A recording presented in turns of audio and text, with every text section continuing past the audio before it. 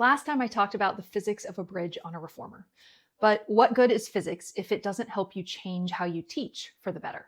Today I'm talking about how physics has informed how I teach a bridge on a reformer. There are three major components to this exercise: spring behavior, body weight, and joint angles. Here's how each of those impact how I teach. First, we know that the spring behavior is supportive. That means more springs makes the exercise easier. So I know that when I'm offering my students spring options or I'm making a change on the fly, that adding a spring is going to help a student who is struggling.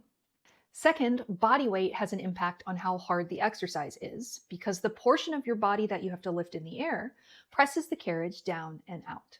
This means that when I offer spring options at the beginning of the exercise, I might mention this as something for my students to consider when they pick their springs.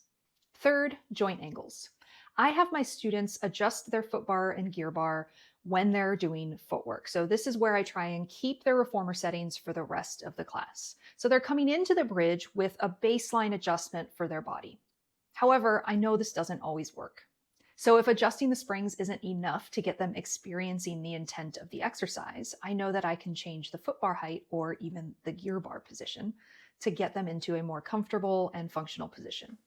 Here are three examples of how this might show up practically in my classes. If I have a very deconditioned client who has back pain, they may choose to do their bridge with their feet on the standing platform. My very tall and heavy client may need the heaviest springs with the foot bar lower one slot and the gear bar out.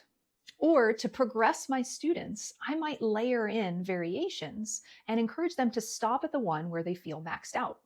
First we bridge, then we hold at the top, then we weight shift, making one leg do more work than the other.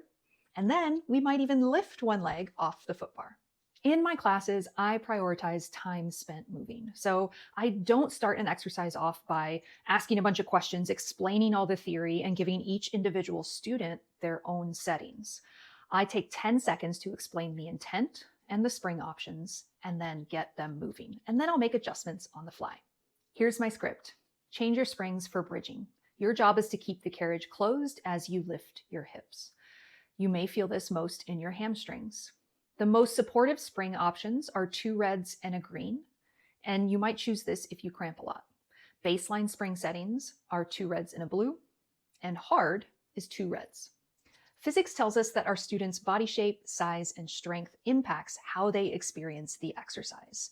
And memorizing spring settings or reformer settings is a useful practice, but only with the acknowledgement that it's a great starting place, and that as the clients get moving, you're going to have to adjust to meet them where they're at.